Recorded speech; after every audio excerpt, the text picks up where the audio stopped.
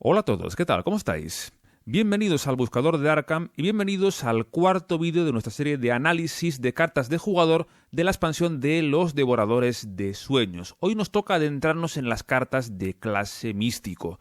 Tenemos un vídeo muy interesante por delante, puesto que considero que la clase místico es una de las más sólidas de esta expansión de los Devoradores de Sueños. Porque a pesar de que viene a pecar un poco de lo mismo que las tres clases previas, es decir, que hay muchas cartas que simplemente se diseñan para servir arquetipos muy concretos o investigadores muy concretos, aquí sí que tenemos varias cartas que pueden ver juego más allá de los investigadores de esta expansión. A pesar de que pecan de ser cartas diseñadas de modo muy flagrante para dejar obsoletas cartas ya existentes. Dicho de otro modo, veréis cartas que son objetivamente mejores que cartas ya existentes de expansiones previas. Veréis uno o dos ejemplos muy claros de este fenómeno en este vídeo. Así que esta clase es un poco la excepción que confirma la regla. Aquí, por una vez, tenemos cartas que no van tan dirigidas a arquetipos concretos, sino que son cartas versátiles que pueden ver juego en muchos otros investigadores. A pesar de que, como digo, también hay algunas cartas que van directas a investigadores muy concretos. Vamos ya pues a por ello, arrancando con las cartas de nivel 0. Lo hacemos con Abrir Portal, un evento coste 1, iconos de voluntad, agilidad, hechizo, carta con miríada, por lo que puede llevarse a 3 copias en cada mazo, carta rápida que puedes jugar solo en tu turno y que debes vincular a tu lugar, al límite de grupo de 3 copias de esta carta en juego. Los investigadores pueden moverse entre lugares que tengan vinculadas copias de esta carta como si estuviesen conectados. Dicho de otro modo, los investigadores podrán moverse entre lugares que tengan vinculadas copias de esta carta. Tú vinculas una copia de esta carta a un lugar, luego te vas a otro lugar, vinculas una segunda copia y los dos lugares pasan a estar conectados solo para los investigadores, ya que la carta pone que los investigadores pueden moverse como si estuviesen conectados, pero no dice nada de los enemigos, así que solo los investigadores podrían moverse entre esos lugares. La carta es simpática porque permite abrir conexiones adicionales en los diferentes mapas, y bien jugado puede acortar distancias en mapas que sean grandes o bien en mapas que te requieran moverte mucho. Ejemplo típico, las Máscaras de Medianoche es un mapa un escenario que te pide ser muy móvil, estar continuamente moviéndote. Por ello, podría ser buena idea utilizar esta carta para acortar distancias. Idealmente, puedes colocar una copia en el lugar central y luego colocar las otras dos en lugares más extremos, de modo que puedas hacer que el movimiento sea mucho más fácil en un escenario que requiere ser tan móvil como las Máscaras. O virtualmente cualquier escenario que use el conjunto de los Ángeles Descarnados, que tiene un lugar central a la que la carta de las Alas de Oscuridad puede moverte en cualquier momento, pues puede ser una buena idea meter esta carta en ese lugar central para poder saltar a otros lugares y así ahorrar movimientos. En particular, en el escenario 3B de los Devoradores, que usa los Ángeles Descarnados. Y realmente el lugar central, más que estar en el medio, es un lugar que está alejado de donde está la acción del escenario, pues podría ser buena idea utilizar esta carta para ahorrar movimientos ahí. Como digo, la carta es simpática, pero yo debo decir que no la he jugado apenas, prácticamente nada, porque tiene algunos defectos que para mí la tiran un poco para atrás. Lo más importante es que para que la carta funcione debes robarte varias copias. Robarte una copia solo no sirve de nada porque un portal tiene entrada y salida. Si solo colocas la entrada y no colocas la salida, pues no vale de nada. Debes robarte 2 o más copias para que tenga sentido. Y luego tienes que jugarlas, tienes que haberte desplazado a los 2 lugares que quieres conectar. Por ello, en la práctica no es tan común sacar el uso óptimo de la carta. Es complicado porque requiere robarse varias copias y ser móvil, ¿no? Hay varias opciones para solventar esto. Una opción puede ser que en multijugador tener varios investigadores que lleven las 3 copias de esta carta. Siempre que respetéis el límite de las 3 copias en juego, nadie impide que varios investigadores lleven más de 3 copias. Por ello es una opción en caso de que queráis sacar más jugo de esta carta. Pero al final estáis llenando los mazos de cartas para un efecto muy concretito que al final, aunque está muy bien, creo que no compensa para lo que te cuesta de comprometer demasiadas cartas del mazo. Sí que considero que es jugable, no es una carta para nada injugable, pero requiere que el investigador tenga un par de características. Primero, que sea móvil, que sea capaz de moverse con facilidad por el mapa para poder colocar las copias lo antes posible y sacarles partido. Por ello, gente como Luke Robinson podría sacar mucho partido de esta carta, porque su carta personal le deja pegar saltos por el mapa. El problema está en que para que funcione, como dije antes, debéis robaros varias copias. Por ello, tenéis que tener un investigador que sea un buen robador, que pueda robarse cartas o alcanzar los hechizos fácilmente. Por ello, considero que gente como Patrice Hathaway podría sacar más partido de esta carta, porque Patrice se refresca la mano cada ronda. Por ello, ella se roba muchas más cartas de lo normal y tiene más fácil enganchar varias copias de esta carta. Es un poco el único contexto en el cual podría tener sentido.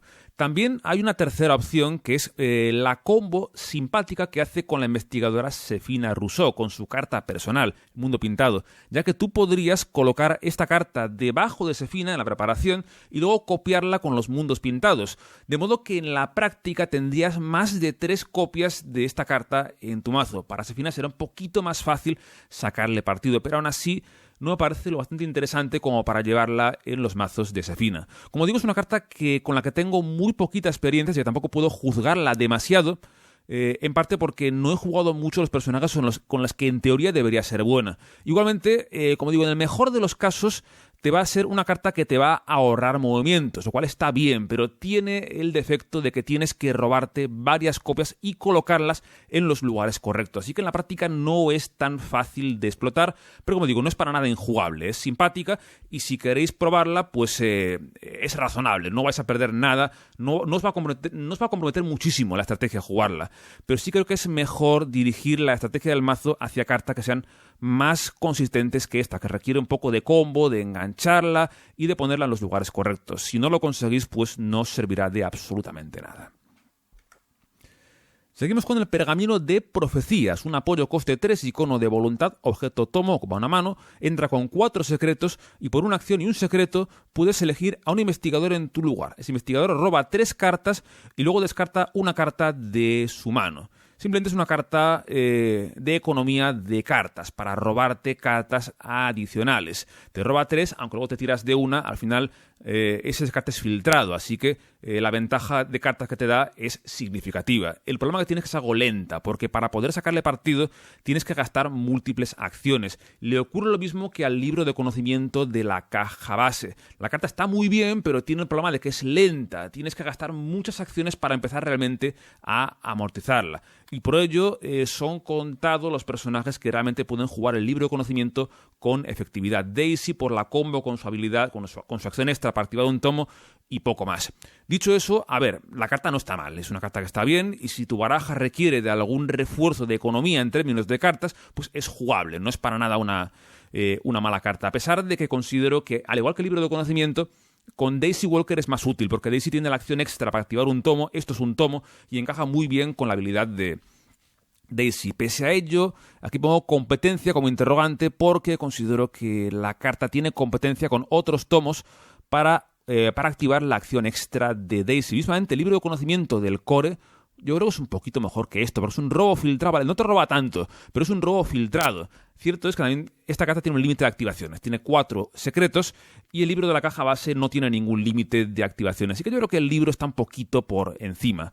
Aparte de eso, también hay que valorar la competencia por los espacios, ocupa una mano. Tu investigador necesita las manos para otras cosas, porque si las necesita para otras cosas puede no valerte la pena. Os pongo un ejemplo. En un mazo de Sefina, ¿cómo encajaría esto? Sefina es una investigadora que usa a menudo las manos. Es una pseudomística, pero también usa bastante las manos. ¿Realmente se puede permitir llevar una carta como esta? A modo de ver, no. Pero bueno, no descarto que sea posible si el mazo se diseña del modo correcto. La carta en sí, como digo, está bien, es un buen recurso de economía. Si la baraja no tiene nada mejor para robarte cartas, pues es una posibilidad más que realista. Robo de 3 cartas con un filtro de que el descarte es arbitrario, vale, que no puedes descartarte debilidades ni cartas ocultas. Por ejemplo, tú de las 3 cartas que robas, una es debilidad y te la comes, porque tienes que resolverla antes del descarte. Y esto es porque la palabra den en castellano después te fuerza a que todo lo que está antes de la palabra tenga que resolverse antes de todo lo que está después de la palabra. Así que al activar esto, primero robas 3 cartas y luego compruebas cualquier efecto que haya disparado. Una debilidad, por ejemplo, siempre debe resolverse nada más que te la robas. Y eso entraría dentro de resolver el robo de 3 cartas. Deberá resolverse antes del descarte de la mano, así que no podrías descartarla. De hecho, por ejemplo, si tú pillas una amnesia que te descarta todas las cartas menos una de la mano, primero tendrás que resolver esto. Robas 3, ponte que una es amnesia, te tiras de todas menos de una. Después sigues resolviendo, luego te viene el descarte de una carta y te ves obligado a descartar esa carta que te quedaste con la amnesia. Así que la amnesia te revienta cuando la robas con el efecto de esta carta. Es un caso extremo, pero bueno, está ahí, ¿no? Digo, es un buen recurso de economía, en resumen, si no hay mejores alternativas y si te encaja bien en la estrategia del mazo. Algún tipo de sinergia que tengas con esta carta te va a ayudar, pero salvo eso, tampoco es una super maravilla. Está bien si quieres un poco de economía de robos de cartas, pero tampoco es la panacea, ¿no? Seguimos con interpretar las señales. Un evento coste 2, iconos de voluntad e intelecto, hechizo, cuenta como acción de investigar. Añades la voluntad a la habilidad para esta investigación. Además, puedes ignorar cualquier efecto o palabra clave que esté en tu lugar y que fuese a disparar durante la investigación. En caso de éxito, encuentra una pista adicional en este lugar. Así que esta carta es un recurso para que un místico pueda investigar un lugar. Usando la habilidad buena, digo más, sumando la habilidad buena, por muy malo que sea el intelecto, la habilidad que sea, vas a conseguir tener una habilidad muy sólida para investigar al usar esta carta y encima te va a escudar de cualquier efecto perjudicial que tenga tu lugar.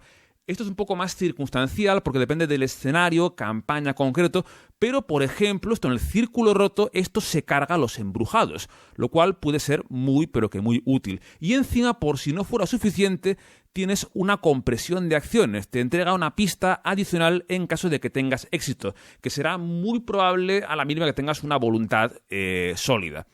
Así que tienes un recurso barato y seguro que te deja investigar el lugar en el que te encuentres, encima por pista extra. Objetivamente es una carta muy sólida, no hay mucho que debatir. Y además hace algo que comenté en la introducción del vídeo. Es una de las pocas cartas de la expansión que realmente es flexible y que tiene sentido más allá de los investigadores de esta expansión. Yo creo que cualquier personaje místico o con acceso a místico nivel 0 que tenga una voluntad o un intelecto que sea sólido, podrá sacar mucho partido de esta carta. Realmente casi todos los personajes que acceden a esta carta pueden sacarle un gran beneficio. Cierto es que depende de la estrategia del mazo. No siempre quieres que tu mazo esté diseñado para encontrar pistas, depende. Un místico combatiente no quiere esto generalmente, pero si tu místico es flexible o busca pistas, pues va a agradecer mucho cartas como esta. Creo sinceramente que es una carta que pasa al elenco de cartas de referencia místicas de nivel 0.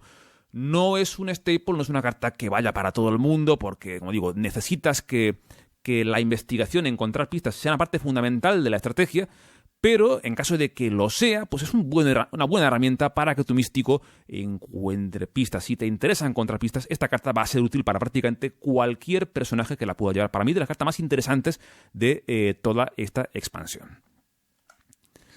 Seguimos con palabras curativas, un apoyo coste 2, icono de voluntad, hechizo, espacio arcano, entra con 3 cargas y por una acción y una carga curas un daño de un investigador en tu lugar. Claramente esta carta es una hermana de la claridad mental. La carta creo que era de Dunwich, que era prácticamente un calco de esta, solo que con el horror. Tiene las mismas virtudes, que es una carta curativa, si quieres curar está bien, evidentemente, y tiene también los mismos defectos, que lamentablemente son bastantes. Por no repetir lo que dije en aquel vídeo, bueno, podéis verlo si queréis, creo que fue el de Dunwich, de clase místico, comete varios pecados capitales. El más importante es ocupar un hueco arcano, que es un hueco muy importante para los místicos, y generalmente los quieres para las cartas más importantes de tu baraja. Una carta como esta no hace lo suficiente como para merecer ocupar ese espacio arcano. Y luego le ocurre lo mismo que a los primeros auxilios de la caja base. Es lentísima, cuesta muchas acciones en relación a lo que te hace. Curar daño, si bien está muy bien, por una acción, curar solo un daño es demasiado lento. Por ello, es una carta que solo encaja en estrategias muy concretas que giran en torno a la curación. Y no es algo muy común en místicos, porque es una carta que no he jugado prácticamente nada, por no decir nada. Como digo, a no ser que tengáis algún tipo de sinergia muy especial con la carta, con las curaciones. A ver, algunos usos tiene, no es una carta 100% injugable, pero como digo, es demasiado lenta y poco efectiva como para que de modo general te merezca la pena en tus mazos. Seguimos con Forma Etérea, un evento coste 2, iconos de voluntad, agilidad, hechizo, cuenta como acción de evitar, añade la voluntad a valor de habilidad, y en caso de éxito, deja de estar enfrentado a todos los otros enemigos enfrentados contigo, y el resto de la ronda serás etéreo. Esto quiere decir que los enemigos no pueden enfrentarse a ti, y tú no puedes ni atacar ni dañar a los enemigos. Esta carta claramente es una hermana del leer los signos, aunque tiene una estructura muy similar. Es un evento por 2 que cuenta como una acción típica, te suma la voluntad a la habilidad y encima te añade un plus. Aquí sería lo de, primero, te suelta a todos tus enemigos enfrentados y te convierte en etéreo, así que los enemigos no podrán tocarte el resto de la ronda. Aunque tú no podrás tocarles, es lo de menos, porque lo que te importa aquí es simplemente desaparecer durante el resto de la ronda. Otra vez, aporta algo que considero que es necesario para esta expansión, que es la flexibilidad. Es una carta que puede ver juego en muchas barajas al margen de los investigadores específicos de esta expansión. Dicho eso, a ver, considero que la carta es menos flexible que el leer los signos. Realmente yo la leo como leer los signos porque la traducción literal es interpretar las señales en castellano. Pero yo la leo, lo traduzco literal, ¿no? Como digo, es menos versátil que la carta anterior porque investigar es algo más típico, más habitual. Evitar es algo más específico que tienes que diseñar la baraja para ello. Evitar es algo que debe encajar muy bien en tu estrategia para que valga la pena, porque evitar es un modo de quitarte de en medio enemigos de modo puntual, pero no te los quita de modo más permanente como el combate, ¿no? Así que la evasión es algo más específico para tal vez campañas específicas como la Era Olvidada, que requiere mucha evasión, o escenarios específicos. Así que es una carta que, aunque está muy bien objetivamente, no es tan sólida como el interpretar las señales. Al final es una carta que acaba cayendo en barajas más especiales, que quieren hacer cosas más especiales, o investigadores más raros como Patrice Hathaway, que es una investigadora muy rara de la que hablaremos más adelante en el canal. La carta está bien, es sólida para lo que hace, no es mala para nada, es muy buena, pero solo tiene sentido si la evasión es parte de la estrategia. En caso de que sí que lo sea, pues es una buena herramienta para llevar de modo general en casi cualquier baraja mística. Puede haber juego en casi cualquier místico que quiera tener un recurso de evasión. Seguimos con la Cuchilla Espectral, un evento coste 2, iconos de voluntad, combate, hechizo, acción de combatir, suma la voluntad a la habilidad. Inmediatamente antes de atacar, puedes, si quieres, enfrentarte al enemigo al que vas a atacar. El ataque hará un daño adicional, o bien 2 daños adicionales si el enemigo objetivo no es élite. Esta carta es la que cierra este ciclo de 3 cartas, hermana de la anterior y del interpretar las señales. La primera era para investigar, la segunda para evitar y esta sería para combatir. Hacen todas lo mismo, es un evento por 2 que hace una acción típica del juego, investigar, evitar, combatir, sumando la voluntad, que es la habilidad generalmente buena de los místicos, y añade un plus, que en el caso de la de investigar era ignorar efectos adversos del lugar y pista extra. La de evitar, soltar todos los enemigos y ser etéreo. Y esta tendrás un enfrentamiento regalado y una pegada explosiva, que generalmente será por 2 daños extra. Porque el +1 es solo en caso de que sea élite, si no es +2 daños. Pegas de 3 cuando pegas con esta carta. Te diré que de las 3 cartas de este conjunto de cartas, para mí es la mejor claramente de las 3. Es una herramienta de combate explosiva y que en la práctica funciona muy bien. Pegas muy fuerte con una habilidad muy alta.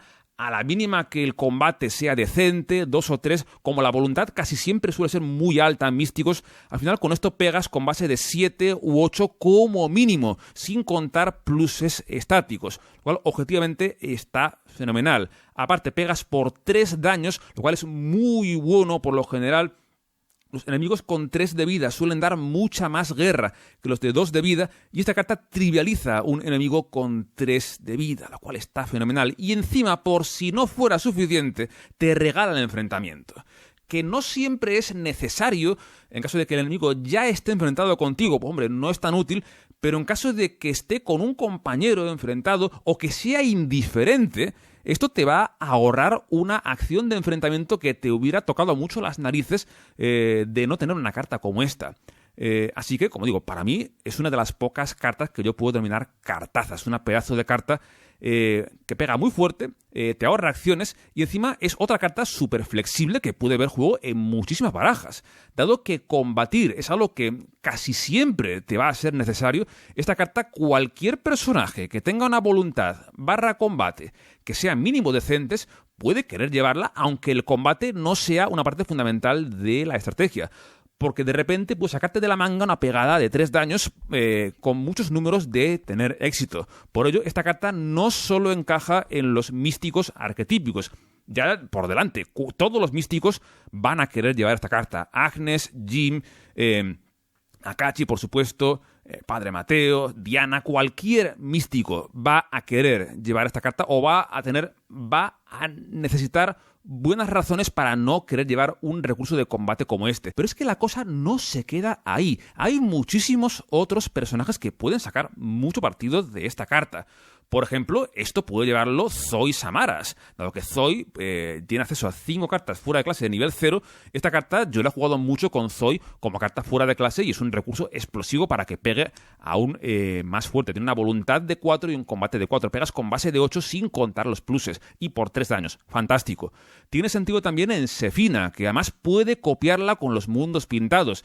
Si la colocas debajo de Zefina, la puedes copiar, incluso puedes hasta hacer lo siguiente. Puedes, por ejemplo, jugar al mundo pintado copiando esto, pegar de 3 con la segunda acción, con la acción de Zefina para robarte una carta que tienes debajo sin pegada de oportunidad, cogértela y luego volver a jugarla por otros 3 daños más. Zefina puede pegar de 6 con esta carta, jugándola un par de veces. Y además, al ser rebelde, tiene acciones de sobra, o puede generar acciones de sobra para que no le suponga un gran problema. Y solo por poner un par de ejemplos. Es una carta, como digo, es de las pocas que merecen la categoría para mí de cartaza. Lo único que no me gusta, entre comillas, me encanta, pero hay una cosa que no me gusta mucho, que es que empieza ya a demostrar lo que el inglés llaman el power creep. El otro día me comentaban que no debería usar anglicismos en los vídeos. Es cierto que intento no usarlos por lo general, pero hay ciertas palabras que son de la jerga de los juegos de cartas. Ten en cuenta que esto es una herencia anglosajona, esto viene de Estados Unidos. Toda la cultura de los juegos de cartas es de habla inglesa. A veces es inevitable tener que usar algunas palabras. Yo intento no usarlos, ¿no? Cuando hablamos de power creep, hablamos del fenómeno que tiene lugar en juegos de cartas coleccionables, por lo cual cuando sacan muchas expansiones, no les queda más remedio que sacar cartas que son objetivamente mejores que las que ya existían. Si esta carta la comparas, por ejemplo, con la puñalada por la espalda de la caja base, que era un evento por 3, para rebeldes de agilidad alta, para pegar por 3 daños. Te costaba un recurso más, no sumaba habilidad, usaba la agilidad a pelo y no te regalaba el enfrentamiento. Aparte de que la cuchilla, al ser hechizo, es tutoreable por la iniciativa en lo arcano y por otras cartas. La puñalada no es tan fácil de tutorear.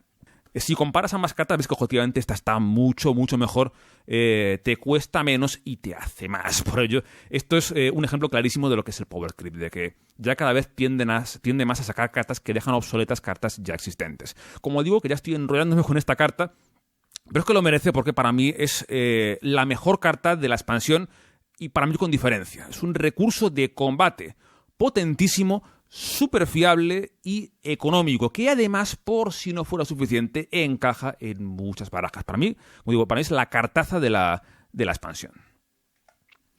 Pasamos ya a las cartas de nivel mayor de 0. Arrancamos con Observar las Estrellas. Un evento coste 0, nivel 1, icono comodín, inspiración augurio, máximo de 2 veces por partida, solo puede jugarse 2 veces por partida.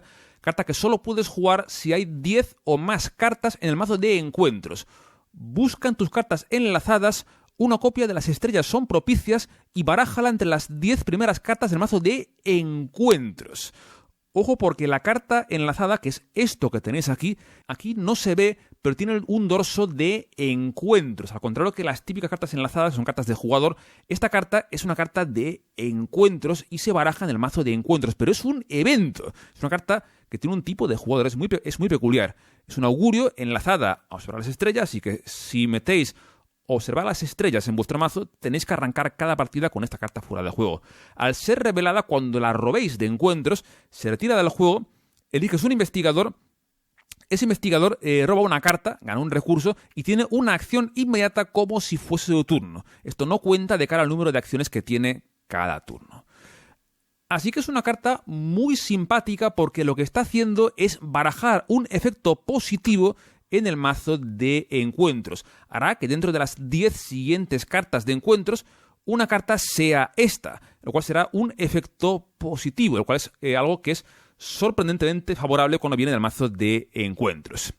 Aquí tengo un error en la diapositiva, es que como hablo de la aleatoriedad de a quién le cae la carta buena, esto no es así porque cuando se roba la carta puedes elegir qué investigador gana la carta, el recurso. Esto me he dado cuenta hace poco, justo antes de ver el vídeo, y no me he parado a corregir el texto, ¿no? Bueno, ahí pido disculpas, ¿no? Pero bueno, sí que es una carta que está muy bien en ese sentido, pero tampoco es una carta que yo llevaría en el 100% de las barajas, porque es que estás un poco a merced de cuándo te cae la carta. Cierto es que también, en parte sí que hay cierta aleatoriedad según a quién le cae, porque tened en cuenta que esta carta está negándonos un robo de encuentros.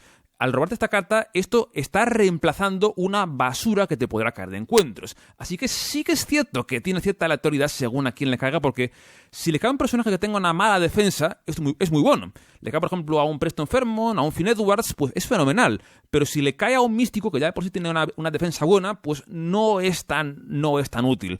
Por ello, en la práctica es una carta que tiene más cabida en mazos cuya estrategia es manipular el mazo de encuentros, que son arquetipos con los que no tengo tanta experiencia, pero donde la investigadora Gloria Goldberg brilla bastante. Es una investigadora que no es, bueno, es oficial, pero no es de una expansión, es una promo, así que no es tan conocida. Como digo, es simpática, pero en la práctica no es tan buena defensa como puede aparentar, porque su efecto es un poco aleatorio, depende a quién le caiga, a pesar de que el robo de carta, la acción sí, puedes elegir a quién se lo das.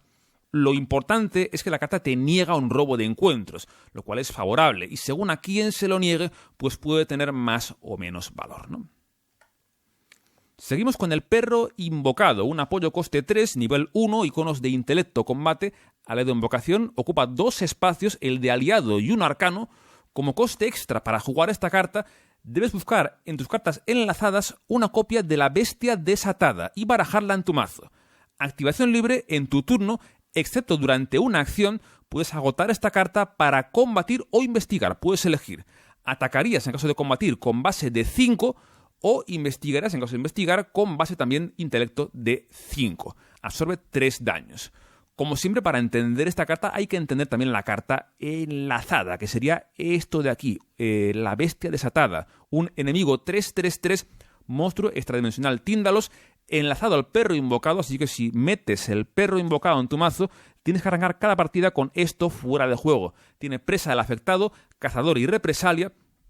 Revelación, si no hay ninguna copia del perro invocado en juego, de la carta anterior, iría aparte fuera de juego. Si no es así, en caso de que te robes esto y sí que haya en juego al menos una copia del perro invocado, tienes que dejar aparte fuera de juego el perro invocado, la mística, va fuera de juego y tienes que hacer aparecer a este enemigo enfrentado con ese investigador. Pega por un daño y 1 de error. Dicho de otro modo, cuando tú juegas esta carta, la original, tienes que barajar en tu mazo una copia de este enemigo. Y si te lo robas, la carta original se va fuera de juego y es sustituida por el enemigo. Así que el perro, que de entrada era un buen amigo tuyo, se convierte en lo que puede ser tu peor enemigo, ¿no? La carta de por sí, si dejamos aparte, si dejamos fuera de la ecuación la debilidad, el enemigo, es objetivamente útil. ¿Por qué? Porque tienes una carta que te está regalando una pegada o una investigación cada turno. Y además con base de 5, lo cual está genial. Es muy fácil que a la mínima que se potencie un poquito la habilidad, pues puedas pegar o investigar con éxito prácticamente en cualquier circunstancia. Encima no te cuesta acción porque es activación libre. Te está regalando, entre comillas, una pegada o una investigación. Ni te cuento si lo preparas. Objetivamente esto está genial. Ahora bien, la carta tiene varios problemas. El primero es que ocupa 2 espacios que son muy cotizados. El aliado siempre es importantísimo porque solo hay uno, y van cartas que son súper importantes casi siempre. Y luego el arcano es tremendamente importante para los místicos. Como siempre, cuando hablamos de una carta que ocupa un espacio arcano, hay que tener muy claro que esta carta realmente valga la pena, porque es un espacio muy importante para los místicos y realmente debe ser algo fundamental que les haga ser mejores investigadores. Por ejemplo, una consunción, rito de búsqueda, nadie pone en duda de que valen la pena por un espacio arcano. Esta carta yo considero que está en el límite, es debatible. Puedes opinar que sí, puedes opinar que no. Es una acción extra para pegar o investigar con base de 5. No tienes pista extra, no hay daño extra, pero es regalada la acción. Así que considero que es debatible. Yo considero que está ahí. Pero la carta tiene un segundo problema que es muy grave, que es que en cualquier momento se te puede convertir en esto. Es decir, no solo pierdes la opción de la pegada investigación regalada, sino que además tienes un problema encima que puede ser bastante grave. Porque un enemigo con 3 de vida no es trivial. Vale que una cuchilla espectral se lo quita de en medio, pero no siempre la tendrás, la cuchilla espectral. Pegar de 3 no es tan fácil en este juego. Aparte tiene una represalia que puede ser incómoda. No es mucho daño, mucho horror, pero toca mucho las narices. Así que, no hace ninguna gracia que la carta se te convierta en esto. Por ese motivo considero que, a pesar de que la carta, dejando fuera de la ecuación el enemigo, está muy bien, ese riesgo de que se te convierta en un monstruo y los espacios que ocupa con la competencia que tienen hacen que la carta roce casi lo injugable. Por ello, al final es una carta de combo, que puede tener sentido si consigues combar de algún modo para que el enemigo no sea un gran problema. La combo más típica es la carta que yo utilicé para jugar esta carta la primera y única vez que la jugué hasta ahora, que es en la partida ciegas a los Devoradores de Sueños con Patrice Hathaway, porque la combé con el encuentro fortuito. Esta carta superviviente que te deja poner en juego, poner en juego textualmente un aliado que tengas descartado. Este efecto de meter el enemigo en juego es un coste extra para jugar la carta, pero no pone nada si la carta entra al juego por otros medios. Así que el encuentro fortuito te dejará ponerlo en juego y no te meterá el enemigo en el mazo. Y ahí sí la carta puede empezar a ser jugable. ¿Qué ocurre? Que no hay muchos investigadores que puedan hacer esa combo o que realmente les encaje en la estrategia. ¿Por qué? Porque para hacer esa combo tiene que estar descartado. Y para ello, pues bueno, hay 2 opciones. Primera, aportarla como icono, es un +1 a intelecto al combate, bueno, menos a la piedra. O bien descartarla por un efecto que te descarte directamente cartas. Por ello, para mí es una carta que es prácticamente exclusiva para Patrice, porque Patrice se descarta la mano al final de cada turno. Patrice no tiene ningún problema en descartar esta carta. Cuando le sale, bueno, puede usarla para alimentar un acorralado o aportarla a Patrice. Como se refresca la mano cada turno, a Patrice no le importa mucho jugar una carta de modo subóptimo. No le importa mucho tirar una carta por un +1, por un solo icono de intelecto combate. No le importa mucho. Generalmente no.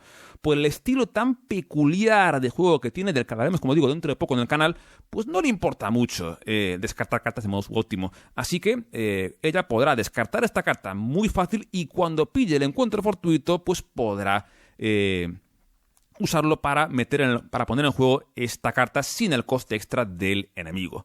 Como digo, la carta ha sido muy interesante de analizar porque es que es sólida, objetivamente sólida, pero los defectos que tiene desincentivan mucho su uso y al final se convierte en una carta de combo. Si consigues combarla con un ejemplo como el que he puesto, vale, si no el riesgo para mí es excesivo. Tienes que pasar por encima del enemigo porque es que si no te va a dar muchos problemas. El enemigo, tienes que poder despacharlo, sí, pero va a ser demasiado molesto como para que valga la pena jugártela a meterlo en el mazo, ¿no?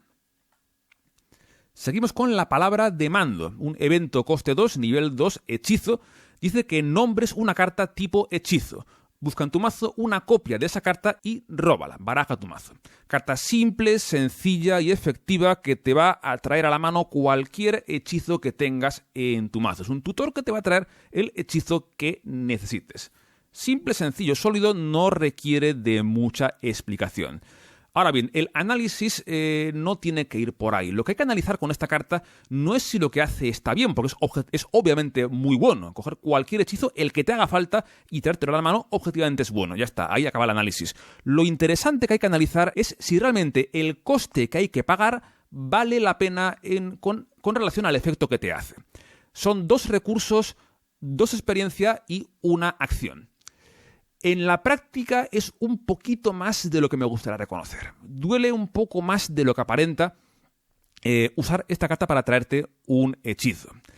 Dado que no es una carta, en la práctica no es barata, y al final no es tan necesaria, porque si te das cuenta en este juego, si has jugado con místicos, sabrás que tienen sus recursos para tutorarse cartas, como la Electricidad en lo arcano, por ejemplo. Vale, que esto no tiene perdición, no tiene ese defecto, pero los místicos al final no son personajes que dependan tanto de cartas concretas. Quizás si tu colección es muy pequeña, pero muy, muy, muy pequeña, ahí sí tendría más sentido. Sin embargo, con una colección grande, que las barajas místicas suelen tener un amplio elenco de hechizos que todos son útiles de un modo o de otro, no dependes tanto de uno concreto. Esto está muy bien si dependes de uno concreto. Esto estaría fenomenal si hubiese sido una carta de la caja básica del modelo antiguo, que tenía solo una copia de cada carta salvo de las neutrales. El problema que había con la caja básica antigua era que los místicos dependían muchísimo de cartas como la Consunción, que solo iba una copia. Entonces, tener esta carta te ejercía como una segunda copia de la Consunción, porque no te importaba en absoluto, no te importaría pagar 2 experiencias, 2 recursos para traerte la Consunción, porque te convierte en un personaje mucho mejor. Ahora bien, cuando tienes una colección amplia, esto ya no es tan necesario, a no ser que tu baraja gire en torno a las combos. Si tu baraja tiene una combo que requiere de una carta concreta, ahí sí, esto es muy útil. Pero si no, considero que no vale tanto la pena teniendo una colección amplia. Cuantas más expansiones tengas, menos útil va a ser esta carta porque no te va a hacer tanta falta. Dicho eso, igualmente yo la tengo comprada alguna vez hacia el final de las campañas. Ponte que estás en el escenario 8 ya y la campaña era generosa con la experiencia, como la era olvidada. No sabes en qué gastar la experiencia, pues compras una copia de esto y te traes una Consunción mejorada, un rito mejorado, el hechizo que te haga falta en caso de que no te salga en la mano inicial. Ahí sí, pero no es del todo óptimo, ¿no? Como digo, lo que hace es genial, pero a menudo los místicos no lo necesitan y tampoco es que puedan permitirse gastar tanto. Los místicos, por lo general, son personajes con una economía muy ajustada, ya que sus jugadas importantes suelen ser caras. Los hechizos, espacios arcanos, suelen ser cartas caras y, por ello, al final, no se pueden andar permitiendo gastar de más. Es complicado que una carta como esta, por ello, encaje, a no ser que tu economía sea muy buena. Como digo, no es una carta mala para nada, es una carta muy buena, pero no es tan necesaria y su coste es un poco excesivo en relación a lo que te hace en la práctica. Seguimos con Llenarse de Poder, un apoyo coste 3. Normalmente es una carta, más que una carta es un ciclo de cartas. Son 3 cartas, son esta y esta. Las 3 se llaman igual, pero tienen un subtítulo diferente. Resistencia, presteza y agudeza. Son todos apoyo coste 3 nivel 2 con 2 iconos de una habilidad que serán combate, agilidad e intelecto, perdón. Es un ritual, ocupa un hueco arcano, tiene miríada las 3, pero tienen límite de una copia de cada carta por mazo. Si leéis bien, las 3 tienen un límite de una copia específicamente de esa versión, en el mazo, ¿no? Por ello, la palabra miríada para lo que sirve es para cuando compras una copia de esta, comprarte las otras 2 variantes, porque no tiene sentido, ya que solamente puedes llevar una copia de cada una de ellas en tu mazo. Hasta 3 copias de la carta por nombre, sin contar el subtítulo, las 3 copias pueden ocupar un solo espacio arcano, las 3 juntas. Siempre que el efecto de una carta te requiera usar la voluntad en vez del combate /agilidad /intelecto, puedes ignorar ese aspecto del efecto. Activación libre, agotando esta carta, ganas +2 de combate /agilidad /intelecto para esta prueba. Ya de entrada, la carta no la he entendido en absoluto, y sigo sin entenderla años después. Porque yo me planteo la siguiente pregunta. ¿Para qué quiere un místico dejar de usar la habilidad buena para usar una que no sea tan buena. Porque esta carta, ¿qué te hace? Lo que hace es que cuando tú fueras a reemplazar una habilidad por la voluntad, que lo ignores. Esto es la antítesis de lo que suelen hacer por lo general los místicos. Los místicos, por lo general, intentan usar la voluntad para absolutamente todo. La inmensa mayoría de cartas místicas, como ya sabéis muy bien todos, tienen de virtud que te van a dejar usar la voluntad en vez del resto de habilidades, de lo cual se deduce una estrategia que es muy típica, que es voy a chetar la voluntad.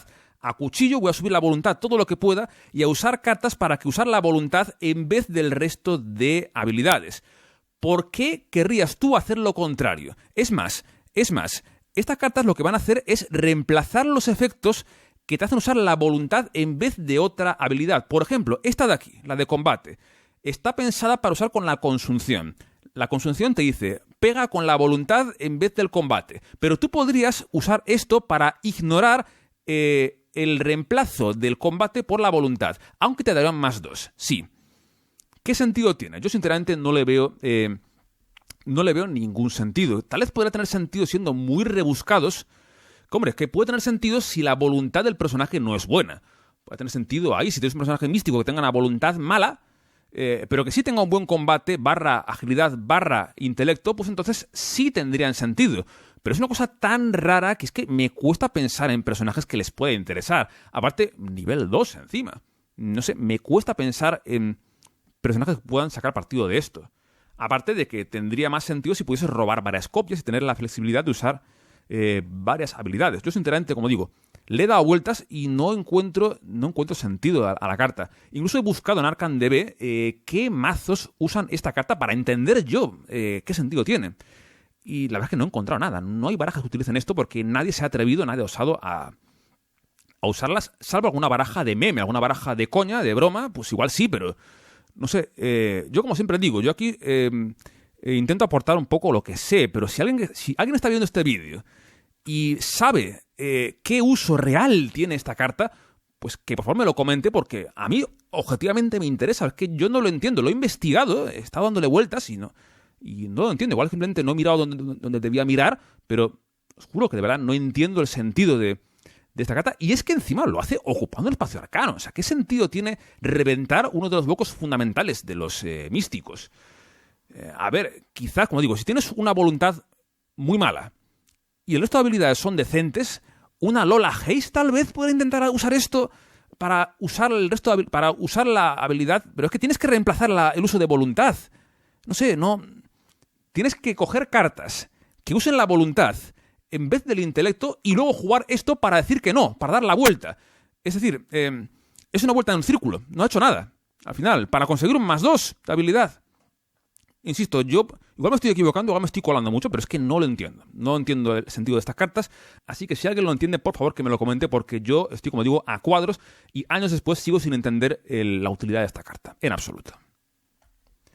Seguimos con la percepción mental. Un apoyo coste 3, nivel 2, icono de voluntad ritual. Ocupa ambos espacios arcanos. Y de hecho esta carta es histórica porque es la primera y única carta de toda la historia del juego que usa el símbolo de los dos espacios arcanos. Es un símbolo que tenéis ya en el reglamento de la caja base, pero que hasta 5 años después, 5 expansiones después, no se diseñó ninguna carta que ocupe ambos espacios arcanos y no se ha vuelto a diseñar. A ver si ahora en Hemlock Bell sacan alguna, pero me parece, es un poco también ambicioso, ¿no? Es muy raro, por eso es una carta que tiene valor histórico, ¿no? Carta con miríada, se puede llevar a 3 copias y con comprar una, compráis las 3, por 2 experiencia compráis las 3 copias, entra con 3 secretos, tiene una reacción cuando fueses a testear tu intelecto, combate o agilidad, gasta un secreto para testear tu voluntad en su lugar. Activación libre, descartando una copia de esta carta de la mano, puedes colocar 2 secretos en esta copia de esta carta. Esta carta sí que de verdad hace lo que realmente suelen hacer los místicos, o algo que al menos en teoría es sólido para los místicos, que es lo contrario de las 3 cartas anteriores. Los místicos se caracterizan porque intentan chetarse la voluntad todo lo posible y luego intentar usarla para todo. ¿Qué ocurre? Que de vez en cuando el juego te va a forzar a hacer test de otro tipo. Te puede forzar a testear intelecto, agilidad, sobre todo en cartas de encuentros, muy raramente combate, también puede ser en algún caso. Y esta carta te dejaría decir que no, te dejaría usar la voluntad cuando te intenten forzar a testear otra habilidad. O bien si tú voluntariamente quieres hacerlo, también podrías hacerlo. Quiero investigar a pelo, pues puedo usar la voluntad si uso esta carta. Sobre el papel está muy bien. ¿Qué ocurre?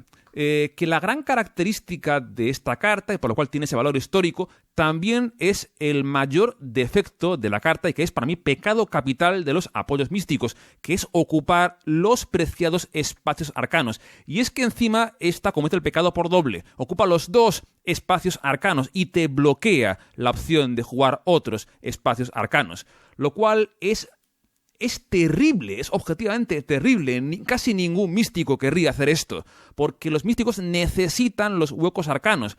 Y esto, si bien te hace una cosa que es interesante, que es testear, usar la voluntad en vez del resto de habilidades, realmente no le pueden sacar partido. Pongo un ejemplo, mira, la Consunción, carta que todos conocemos, es una carta que tiene dos grandes virtudes. Primera, te deja pegar con la voluntad, que es la habilidad buena de los místicos, y segunda, te pega por daño extra, que eso también es muy importante, hasta el punto de que algunas barajas de Zoe se pueden plantear llevar la Consunción de nivel 0. Lo tengo visto y no es una burrada. Es atrevido, pero no es una burrada. También por el riesgo del horror. Esta carta de aquí, esta carta solamente te aprovecha la mitad del efecto bueno de la Consunción, que es usar la voluntad para pegar. Sí, pero no pegas por daño extra. Y eso no es sólido.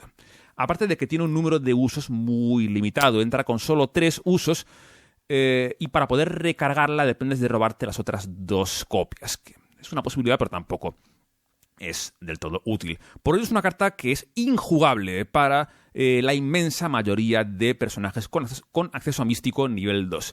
Sin embargo, aquí sí tenemos una carta que en este caso está flagrantemente diseñada para una investigadora de esta expansión, que es Patris Hathaway.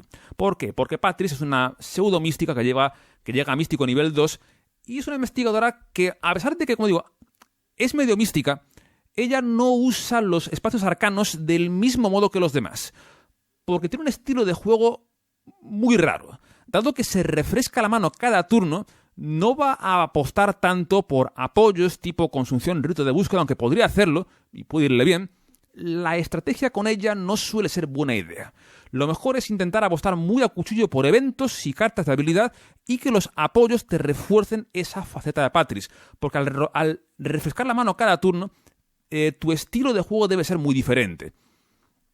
Por ese motivo, a Patris no le importa mucho ocupar los 2 espacios arcanos. Y es que encima Patris encaja muy bien con lo que hace esta carta, ya que es una investigadora cuya voluntad es muy buena, pero su intelecto, combate y agilidad son malos. Así que para ella esto encaja muy bien.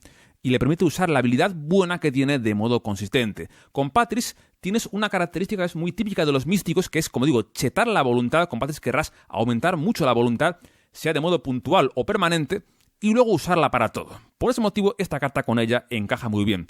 Para mí está diseñada ex profeso para Patris, como digo, porque nadie más, ningún otro personaje que acceda a esta carta va a querer gastar ambos huecos arcanos en ella. Y nadie más, salvo Patris, testará las 4 habilidades de modo más o menos equitativo. Patris, por el modo que tiene de jugar, va a hacer test de todo tipo. Va a hacer voluntad, intelecto, combate, agilidad. Ya veréis cuando la comentemos, ¿no? Por ello, con ella esta carta puede encajar muy bien. Tampoco digo que sea una carta genial para Patris, pero le encaja bien. Y es la única. El resto no la pueden jugar. Bueno, poder pueden, pero no la pueden jugar porque ocupar ambos huecos arcanos es objetivamente terrible y no se lo pueden permitir. Seguimos con Twyla Catherine Price, un apoyo coste 3, nivel 3, iconos de intelecto, agilidad, espacio aliado, artista soñador. Reacción cuando, después de que gastes una o más cargas de un apoyo tipo hechizo, puedes agotar esta carta para colocar una carga sobre dicho apoyo. Absorbe un daño y 2 de horror. Carta con un efecto muy sencillo a la par que efectivo. Te valdrá para ganar cargas extra en los apoyos que entren con cargas. Básicamente, cada turno esta aliada te va a regalar una activación de ese apoyo sin gastar carga, porque bueno, gastarás la carga, pero luego la repondrás con la capacidad de reacción. Evidentemente, si encuentra un buen objetivo, va a estar fenomenal. Ponte que enganches, por ejemplo, un típico apoyo arcano de nivel 4 o 5, una consunción de nivel 5, un rito de búsqueda de nivel 4. Es una gozada con esta habilidad.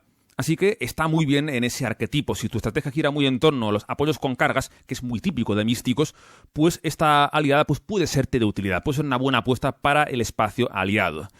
Evidentemente hay una investigadora que sacará más partido que nadie de Catherine, que sería Akachi Ongele. Pero Akachi, al entrarle los apoyos con cargas, con una carga extra, pues va a sacarle más partidos y va a llevar más al extremo la estrategia típica de Akachi. Por ello, con Akachi es una aliada muy a tener en cuenta. Y con otros místicos puros es también muy considerable, pero quizás ya es un poco más cuestionable. ¿Por qué? Primero porque no es barata. 3 recursos, vale que no parece que sean muchos. Pero para un místico que ya tiene que gastar 5 en un rito de nivel 4, o 3 en una consunción, o 4 en una carta que sea muy importante, otros 3 para llevar a esta... En la práctica duele, y lo digo por experiencia. Esta carta la he intentado jugar varias veces y creo que solamente ha habido una campaña que realmente le saca partido. Porque me duele tener que pagar 3 recursos cuando hay otros apoyos que son más prioritarios. Y jugarla más tarde, más adelante, pues como que duele, ya no la explotas tanto, ¿no? Así que por ello para mí queda un poco reservada a Akachi y poco más, a pesar de que lo que hace está muy bien.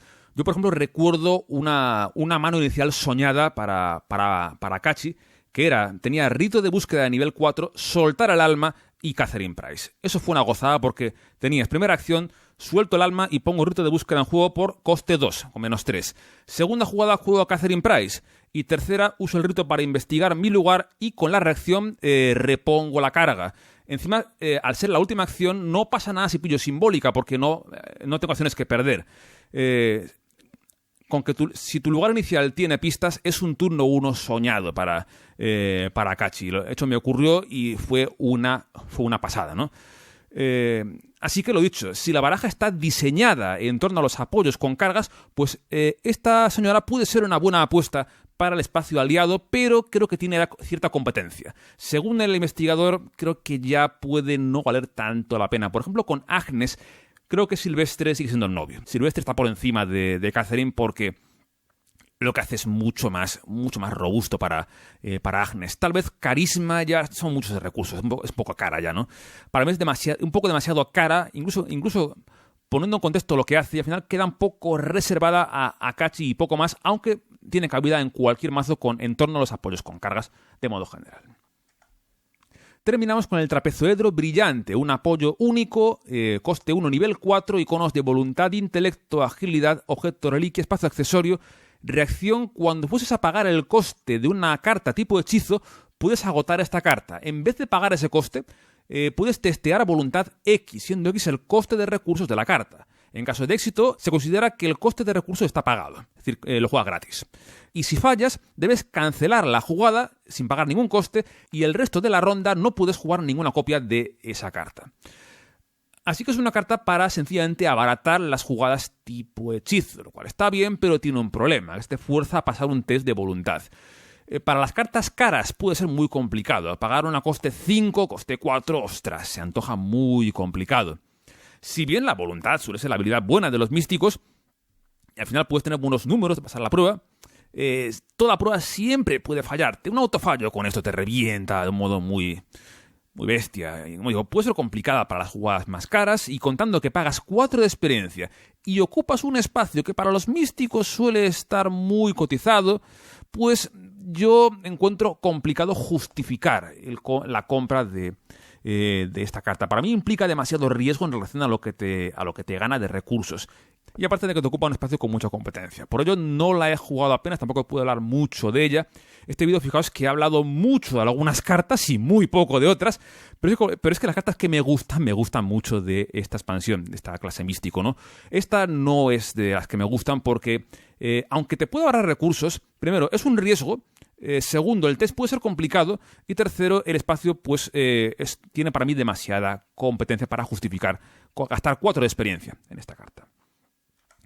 Así que cerramos ya este cuarto vídeo de análisis de cartas de jugador de los Devoradores de Sueños. Como siempre, gracias por estar ahí y nos veremos en el quinto vídeo de este bloque en el cual pasaremos a las cartas de clase superviviente. Lo dicho, lo dejamos aquí, un saludo y hasta la próxima. Adiós.